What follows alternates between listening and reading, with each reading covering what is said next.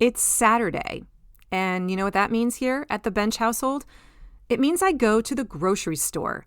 Every weekend, I meal plan on Fridays, and then I go shopping on Saturdays.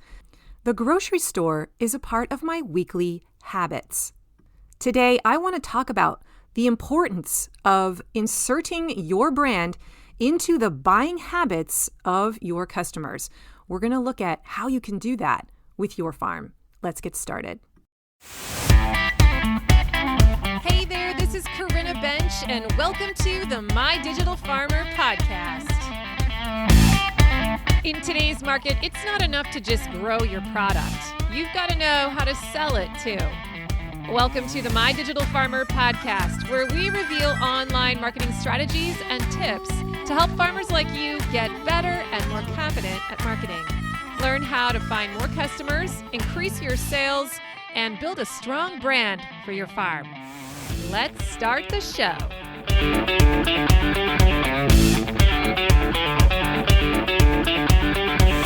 Well, welcome to episode 249 of the My Digital Farmer podcast. I am your host, Corinna Bench, one of the farmers at Shared Legacy Farms out in Elmore, Ohio.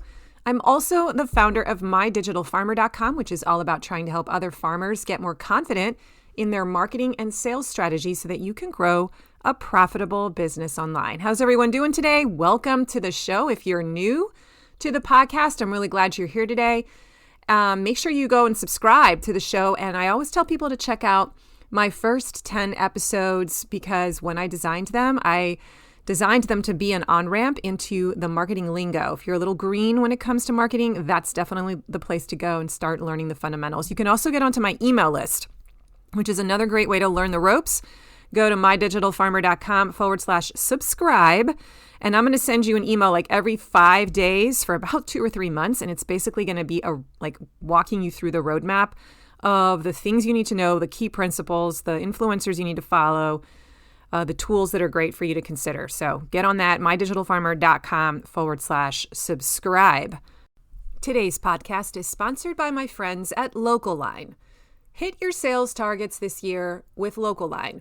LocalLine is the all-in-one sales platform for farmers and food hubs. Increase your sales and streamline your processes with features including e-commerce, inventory management, subscriptions, online payments, pick and pack lists, and more. Whether you're a CSA farmer like us, sell meat, run a food hub, or offer a herd share, LocalLine has the tools and features you need to succeed. A platform truly built for farmers and their needs. Trusted by thousands across the U.S., LocalLine is the platform you need to take your farm to the next level. Subscriptions start as low as $49 a month with no setup fees or sales percentages. Try LocalLine today and receive a free premium feature for 1 year when you use my coupon code MDF2024. Head to mydigitalfarmer.com/LocalLine and get started today. And now back to the show. Okay, I feel like before I get started, I just need to apologize if I sound a little bit hoarse or scratchy. It's because I am recovering from an upper respiratory thing that has had me down for like 3 weeks. No joke. I came back from vacation and ended up having to go into the ER because I was having difficulty breathing and, had a bunch of tests done. And looks like now I'm finally sort of kicking it. I think my doctors are saying they think I might have had the early stages of pneumonia. So there's just a process here of healing, and just like taking a breath to speak on the podcast is, I'm noticing it. I've never had to notice my breathing before. So it's just a really weird place that I've been in the last few weeks, really having to think about slowing down. And one of the things I've noticed is that I don't actually have to do as much stuff as I thought I did. So it's actually been a really great lesson for me to learn what are the most important things that are required for me to work on to drive results in my business, and really to limit my time to that stuff, and to discover that some of these other things may be superfluous. So just forgive me if I sound a little winded, or like I said, if my throat sounds scratchy, or if I'm clearing my throat a little more than normal. That's what's going on. All right, today I want to talk to you about buying habits, and specifically engineering buying habits or habits in general around your product. And I'm seeing this lesson a lot for whatever reason, not just in my own business, but as I look at other local businesses around me, I'm seeing this principle in action. And I wanted to point it out. I wanted to spend a whole episode talking about it and then kind of giving you some examples of what it means to engineer habits around your product. I'm releasing this podcast on Valentine's Day, February 14th, 2024. And Valentine's Day is a quintessential holiday in the United States. I don't know, is it celebrated in Canada? I think it is. And I remember growing up, like we had all kinds of rituals around Valentine's Day as a kid. Like it was just sort of expected that I would see my dad buy roses for my mother. He would come home with some kind of flower arrangement on Valentine's Day for her. And I came to expect that one day when I would have a admirer or a husband, that I would probably get some kind of a gift on Valentine's Day as well. And in school even, you would build these Valentine's Day card boxes. Do you remember doing that in elementary school, right? Maybe the week before, they would make some time in the school day and you'd have to bring in a shoebox or something, and then they'd give you like an hour of time to decorate your Valentine's Day box. Or they would ask you to do that as a craft at home and bring it in. And then you were expected to bring in Valentine's Day cards on Valentine's Day, one for each person in your homeroom class. And then you would go around and put these little cards in everyone's Valentine's Day box. And then you would get to go home and read all the cards from everyone. And sometimes there'd be candy.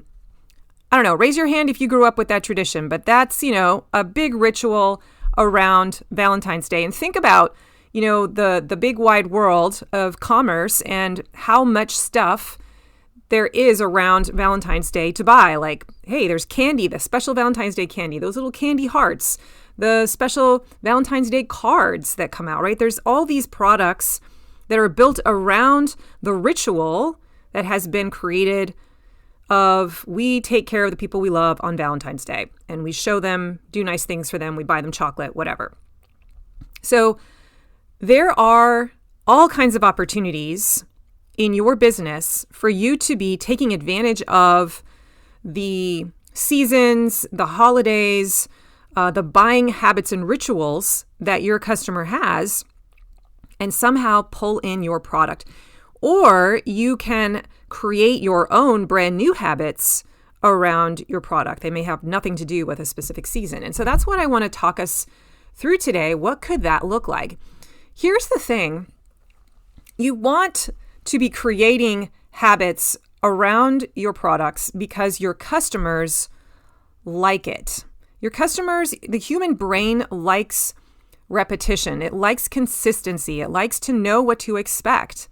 It likes to plan. It doesn't want to be surprised. It doesn't want to have to burn brain cells and energy to try and pivot in the moment and decide, what do I do in this new situation that I've never been in before? It likes rhythms. It likes to know what to expect so that it can just do the same thing it's always done. It saves energy that way. And so we want to be looking for ways to create rhythm and ritual and habit inside of our buying journey and within our product line so that our customers can experience that sense of peace and consistency and rhythm with us. It gives them a feeling of safety. So here are just a few thoughts as I kind of walk you through what this could look like. I'm not going to hit everything, but I did make a few notes of what kind of came up for me as I was thinking about this topic. The first one, actually the idea that sparked this episode was when I walked into my local butcher store in Elmore. It's called Tank's Meats. A few weeks ago, I had to go and buy some lunch meat and some ground beef. And while I was in there, I noticed a sign on the wall that had not been there before. It was a big sign and it had columns and rows. And there were 3 columns, one that said week 1, week 2, week 3. And then there were rows that said Monday, Tuesday, Wednesday, Thursday, Friday. And then in each of the kind of boxes or quadrants that was created, it was a chart basically, you would see the name of a different kind of sandwich or a different kind of lunch meal. So it would be like Coney dogs or Reubens sandwiches or chicken salad sandwiches. And there was a different name for each of the boxes. There was one row that had Coney dogs all along it for the whole row, for all three columns. But otherwise, it was a different kind of sandwich. Now, Tank's Meats is a place that a lot of locals will go to as a place to just grab a quick bite for lunch. Like I know my father-in-law and my husband Kurt sometimes in the summertime when they need to just go grab some lunch and they don't want to come inside and make one themselves, they'll just say, I'm going to go to Tank's and grab some lunch. And that means I'm going to go grab their sandwich of the day, whatever it is. It comes with a bag of chips and a drink, and it's a certain price. So I know of this concept of kind of this lunch menu that changes every day, but I've never seen them actually advertise what the meals will actually be, because you never knew what it was going to be when you went in before. Now they have it mapped out for you. In fact, they have it for 3 weeks in a row. You can look ahead and you can see the plan. You can see the rhythm. You can see the pattern. And I thought to myself, oh my gosh, that's so brilliant. And I actually took a picture of it. And the reason I think it's so brilliant is because it's going to hopefully spur more sales. I think that's what it's designed to do, because a person can walk in who's normally going to, get a lunch at Tank's, who's a normal buyer for that. And they're going to look ahead and say, oh, now I know what's going to be here over the next few days. And I might decide that I'm going to come back on Friday too, because I see that there are Reubens. And I really like Reubens. Whereas before this sign, I might have only planned on coming one time this week. But then I see that there's something yummy coming up and I'm going to actually plan for that, right? I'm going to be like, okay, Tuesdays and Fridays are the days I come to Tank's because that's when they have my two favorite meals. And it becomes a part of my daily eating ritual. And now Tank's Meats has become a part of that, and they are making more revenue. So this is a great example of how one business has tried to create some marketing. All they did was make a sign, and they put a plan together, communicated the plan to the customer and said, we're creating a rhythm. We're creating a schedule that you can rely on, that you can plan your life around with respect to our product. And I have a feeling that what they're going to do is pay attention to what are the big drivers of sales. Like what are the sandwiches that are bringing in the most people? And I expect in a few months to see that sign change a little bit and become more indicative of the tastes of their clients. So, if a lot of people are showing up for Reubens, they might end up having Reubens more than once every 3 weeks. It might show up more frequently. So it becomes a way to gather data, but then coach the client into creating a buying habit around some of their favorite products. I think it's brilliant. So that's sort of an idea for you if you've never thought of doing something like that, or if your business is such where you could adapt that idea somehow. Play around with that and test it and see if you are successful in driving more repeat sales, more repeat buyers back into your store, into your place of business to purchase the thing. Today's podcast is sponsored by Farm Marketing School. This is my monthly membership where farmers can come in and build marketing assets one at a time in special 30-day build projects that I've created for you. Right now, there are like 8 projects inside of Farm Marketing School, and every month a new one gets added. And you basically subscribe for 30 days, or you can stay in for a couple months or 3 months. You can stay in the whole year. But what you're doing is you go inside and you decide, this is the project that I want to work on. You take the class, the workshop class that's recorded, you just watch it, and then you build it yourself. So this is the DIY version of Accelerator. There's no coaching element or mastermind or Zoom meetups. It's just you going in there, watching the class that the accelerators saw live with me, and then working on it on your own. So if you're a DIY type of person and you think you can do it yourself, this is an amazing resource. There are projects in there for how to build a promotion plan, how to build your email nurture sequence, how to write a great weekly email, how to build the website homepage messaging, what goes on that homepage, how to build a lead magnet, and more. So if you want to see what's in the Farm Marketing School, you can head to mydigitalfarmer.com/FMS. And I encourage you to subscribe for 1 month, check it out. I have a whole onboarding, like a crash course in marketing that I encourage you to take in your first week. There's an assessment inside of there that's going to help you know which elements you should build first. It's so good, and I would love it if you would give it a shot for a month. Let me know what you think, and if you decide you like it, you can stay in there for several months in the off season and get a ton of your marketing stuff done. Okay, another way that this could work, like if you're at the farmer's market, it's a similar concept, but like you can let them know what you're going to have next week. Like maybe you've got a special that you don't have this week, but there's a sign that says on deck next week, we're going to have this. So now a person who's, transacting business with you in that moment can see that there's a special product coming that isn't there today that they really like, and they're going to make sure they plan on coming back here. It becomes the lure, the magnet to make sure they return because they see that you're bringing this thing because you've announced it to them in advance. They can build a habit around it. Okay, so that's just kind of one thought I wanted to lead with. I also want you to consider things like your promotion calendar. Now, hopefully you have a promotion calendar. This is basically a plan that you map out in advance at the beginning of the year for every month of the year, where you identify what are my key products, my key products that I need to sell, my key offers that I'm going to make, and what are the goals, the sales goals that I have for each of those months for those products. And when you're intentional about knowing I need to make this much with my turkey sales or my chicken bundles or my CSA pre-sales, you can like map them out in the month, and then you build these more intentional promotion plans around those goals.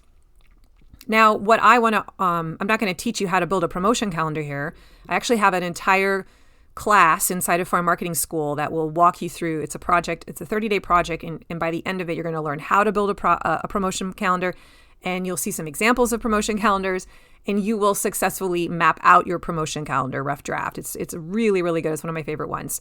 If you want to learn more about Farm Marketing School, go to mydigitalfarmer.com/FMS, and then you can go check out that one project. Just subscribe for a month and take it and see what you think. It's so good. Anyway, what I want to suggest today is that you want your promotion calendar to have a natural rhythm within it as well. So the longer you're in business, you'll notice that you tend to sell or create the same offers around the same time every single year, and that your clients come to expect that, and they like that, they appreciate that, they plan on it.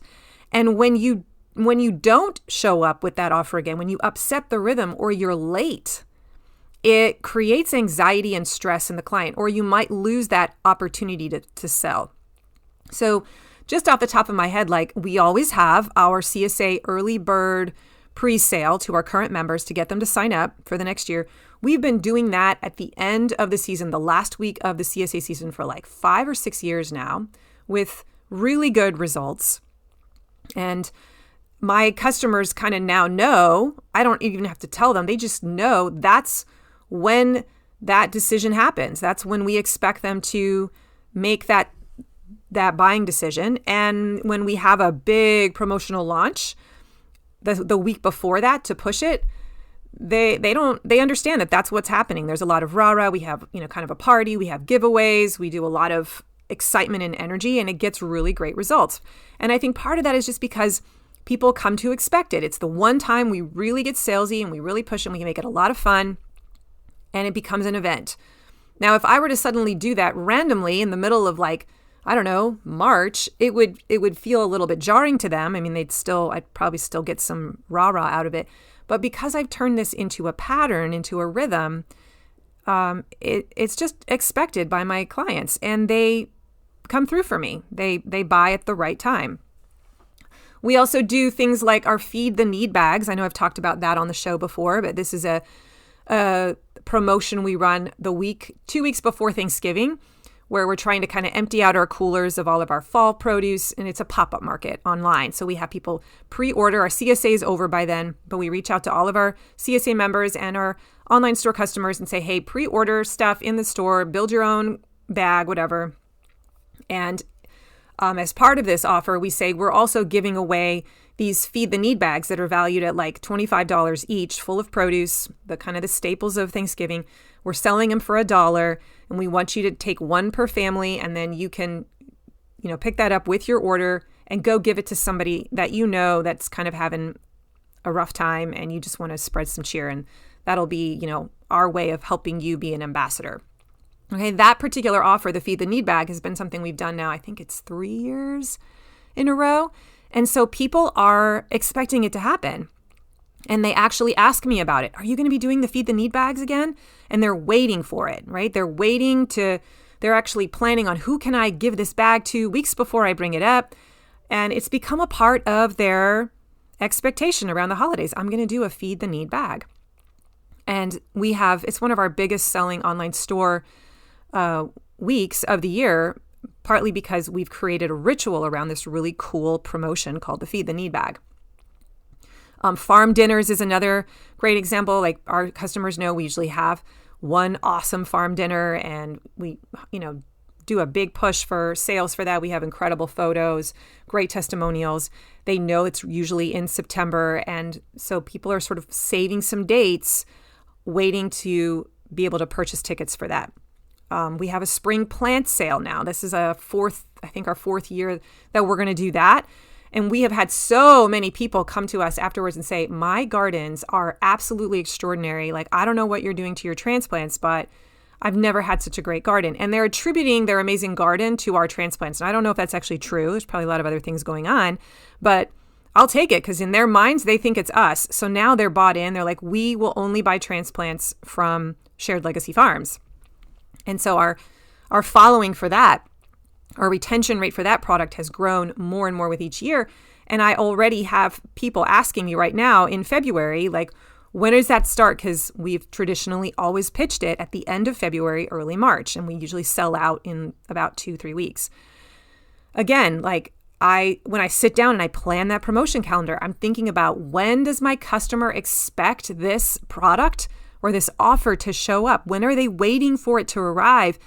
Because if I don't get it at the right time, I might miss the opportunity. If I wait too long with the spring plant sale, then they're going to end up going and getting it from Home Depot or maybe from a local greenhouse. And they're going to say, oh, I didn't realize if you were doing it again, you didn't send out the email in time. So I already made plans somewhere else, right? So we want to be creating a natural rhythm and a consistency within our promotion plan itself from year to year. So be thinking about, if you haven't ever made a promotion plan, at least spend, 15, 20 minutes and jot down, what are the opportunities? What are the things that I tend to do, like a big kind of push? Like, I can sell a bunch of stuff around Mother's Day. I can do a special offer for Father's Day, for Valentine's Day, whatever, right? Based on your products. At least do a little bit of thinking about that so that you can help people anticipate from year to year that you always have this really cool thing that you do around those key moments.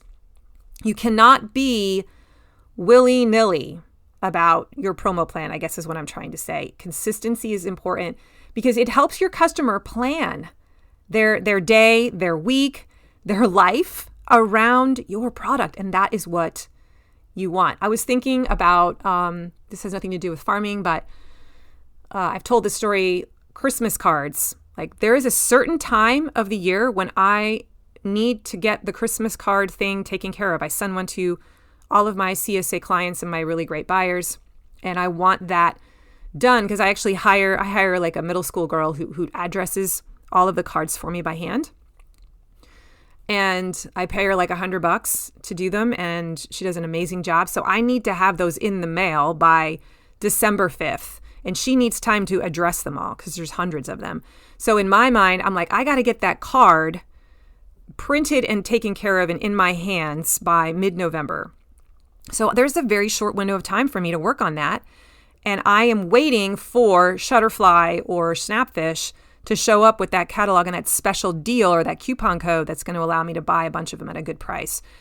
And that's a great example of me as the buyer, like waiting. And I start to get nervous if it doesn't come in time. And whoever's catalog shows up to me first, they're the ones that I'm going to use because I, in my head, have told myself my buying behavior happens on this week of the month every month. So, first come, first serve, whoever gets to me first. So just be thinking about that. Like, what does your customer expect? When are they wanting to take action on their pain point or problem? Or when do they want to handle the thing that comes up for them as it relates to your product? What's the trigger moment for them? And you got to be there right when the trigger happens. So we want to create triggers for our client to think about our product. And this could look like a season. So I'm just thinking, thinking of the seasons of the year. So spring, the coming of the spring when the temperatures shift. People start thinking about wanting to plant a garden. Even if it's way too early and the soil isn't ready, like I'm always having to tell people, don't plant this stuff until after Mother's Day. Like just don't, or you're going to lose some of it, right? But there are people who are now ready to think about buying spring transplants in the spring around, I don't know, late March. That's kind of when it happens. Same thing with CSA. Like I've always found that I have way better results and interest in the CSA shares that I have left. They start to really move easily without a lot of work when it starts to get warm, when the season shifts. I've always tried to kind of make a big deal about CSA week. And at least in my part of the country, the end of February, which is when CSA week typically is, it's February 19th through the 25th this year, it just doesn't do a whole lot for me. And I think it's just because people aren't thinking about, vegetables yet. But that may just be anecdotal. Okay, so we can look at seasons. We can look at holidays. Holidays are huge. People have all kinds of buying habits and rituals that they associate with the different holidays of the year. I just told that big story at the beginning about Valentine's Day. We grow up as kids learning certain behaviors or doing certain things with our parents. We always go cut down a tree at Christmas time from a U-Pick farm, right? We always make Christmas cookies. We always grill out for Father's Day and invite people over for burgers. Like there are certain things that we always do as kids, and we are nostalgic creatures. We want to do the things we've done when we were children, and we continue those rituals and habits into our future with our families.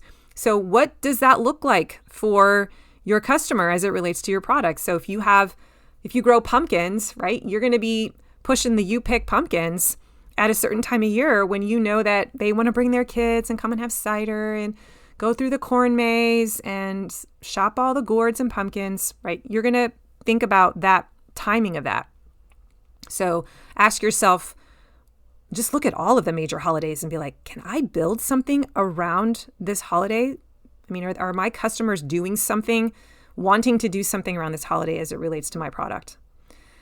Food rituals is also another category to kind of think of this through when you're creating triggers for your clients. Food rituals in general. So this could be, for example, you're going to definitely be encouraging the creation of a ritual called Fish Friday, because that's going to make it much more likely that they're going to purchase your fish to eat on Fish Friday, right? So think about, what do those food rituals look like in terms of baking, in terms of making jamming, people making pies, people having certain kinds of dinners or family events at holidays or big celebrations. And then I also thought of like a category of just medicinal or health related things. I think of like the people who just are very health minded, and they only buy raw honey, and they buy it in large amounts. And they use it for a ton of different things, like any kind of sweetener. And so when it runs out, they're going to come back to you at a certain frequency and buy it again, right? Because it's a part of their entire cooking ritual. Like it impacts so many areas of their life. And they're doing it because they deeply believe that it has health benefits, and they're trying to make, very intentional choices related to their diet or their health. So does your product, like, do you have fire cider, for instance? Like, is there something that you create that's going to appeal to that kind of a person? And they have like basically built this into like every 4 weeks I go and I buy another batch of XYZ product because this is a staple in my home and I need it for maintaining the health and the diet of my family. Okay, so those are just a few like things to think about as you're thinking about how do I create triggers, or what are the triggers for my client that makes them think about using my product, or where I can point people to my product. I wanted to bring up one other idea today, and just within the context of online sales. If you are the kind of farm where you're encouraging people to go to a platform like Local-Line, for instance, which is the one that we use, and you want them to pre-order your stuff on the online store, and then you fulfill, they come the next day or later that day or in a few days to pick it up or deliver. I want you to think about creating a ritual around how you operate the online store even. So when do you release or update your weekly inventory in the store? It should be on the same day of the week. And I know this is hard. This is hard because our lives get crazy, and sometimes we forget and we put it off, and we're a day later than we usually are. And I want to just suggest that might be costing you sales. If you are not consistent, if it happens every now and then, I get it. That's okay. But by and large, you want to try and really keep that really firm, because your customer is the ones who are buying consistently from your store. They are counting on it. They're coming back to check to see what's available on a specific day, because they're now making their buying decisions based on the inventory information that you have. I have noticed with my own clients, and even within my own behavior, that there is a certain day of the week that I like to take care of the meal planning and the grocery shopping for the week. If I'm going to go to the grocery, if I'm going to go to the farm, if I want to go to the farmer's market on Saturday mornings, well, then it's only on Saturday mornings. So that means I have to have my meal planning kind of ready by Friday night. That's when I actually do my meal planning. And so I need to know, if I were a customer, I would want to know, what does my farmer have in the online store before I go to the farmer's market, right? Before I go to the grocery store or wherever else to finish the rest of my shopping. I'm going to want to know what you have available if I want to support you first, so that I can buy from you, go pick it up, maybe then have to go to the farmer's market too, maybe then have to go to Kroger's or wherever and finish up my stuff the rest of the weekend. But if I want to support a farmer, there is an ideal window of time when you got to give them that information so that it fits their buying habit rituals. Okay? And my point here is that if you are willy-nilly about when you update your inventory, or if you are willy-nilly about when you send your email to people about here's what we have available, like sometimes you send it on Thursdays, sometimes you send it on Saturday mornings, like that is not ideal. And I just want to challenge you that one little small thing you could do to optimize and just test it is get consistent for like 6 weeks. Try to make sure that you send your email at the same time every single week, and make sure that you've updated your inventory in that Local-Line store or your online store or whatever at the same time, to help create this consistency for your buyer. And they can come to trust that, oh, I always can go check at this time, at this window, and I can take care of that sale, and you fit into their life. Now, you're going to have to figure out what is that ideal day and time that you've got to hit for this customer.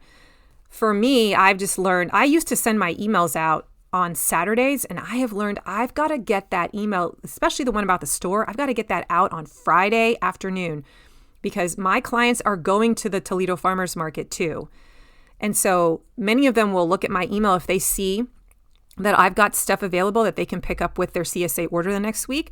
They'll pre-order that and buy that first. So they'll support me first, and then whatever I don't have, they'll then go and get at the farmer's market the next day, or Kroger or Costco, okay? But if I miss that window and I don't tell them till Saturday afternoon because my life got too crazy, well, they've already then gone to the farmer's market and bought the things from their list, and then they might still buy a few things from me, but it won't be as much. Are you tracking here? So you've got to figure out what is that day for you, and this is going to maybe be a little different depending on what your product mix is, and what the life is like for your customer. But pay attention to when your customer wants to make these buying decisions. What are those trigger moments? And you've got to fit into that sequence somehow and get ahead of it so that they can start to create a buying behavior around you. Okay. I think that's where I'm going to end. I hope this was a helpful episode. I want you to think through my call to actions. I want you to think through your business right now and ask yourself, where are the rituals? Where am I creating habits and rituals around my product for my customers in terms of the product promotions, in terms of the timing of them, the process, right? Am I consistent in terms of how you purchase the thing, or is it different every time? Am I consistent with the pickup sites? I'm trying to make it easy for them, right? We don't want to make them have to work too hard or think too hard in order to successfully get your product. Remove as many of those speed bumps as possible. And so one of those things to think about is like, man, I got to make habits. I got to make it so that they automatically default to my farm. When they think about Thanksgiving turkeys, they think about, I want to buy from this farm because that's what I've always done. And she always pre-sells them in June. So I need to order it in June if I want to have it. You know, like, you need to train your customer to know we pre-sell turkeys in June if that's when you want to do it. And once you've done it a few years, these people will come to expect it, and you'll create kind of a following around that product, and you will not have problems selling it. So create buying habits around your promotion plan, around your products, and look for those triggers. All right, my friends, that's all I got today. You can find the show notes for today's episode at mydigitalfarmer.com/249.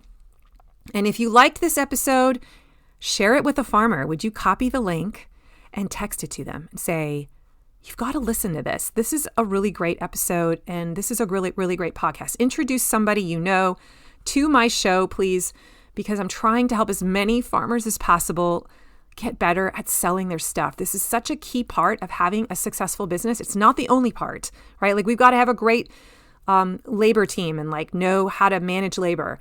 And we've got to have our other ducks in a row when it comes to building a business. But having markets, like, and knowing how to sell, that is such a crucial part of bringing in the revenue and ultimately being profitable.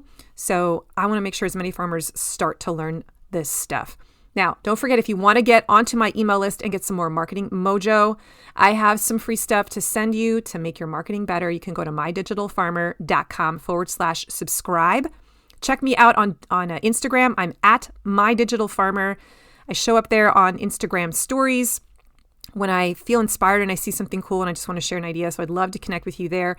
And if you want to come onto the show, or you know someone who would be a great podcast guest, my goal is to try and have one guest per month this year. And I'm always looking for great ideas. So reach out to me if you know someone.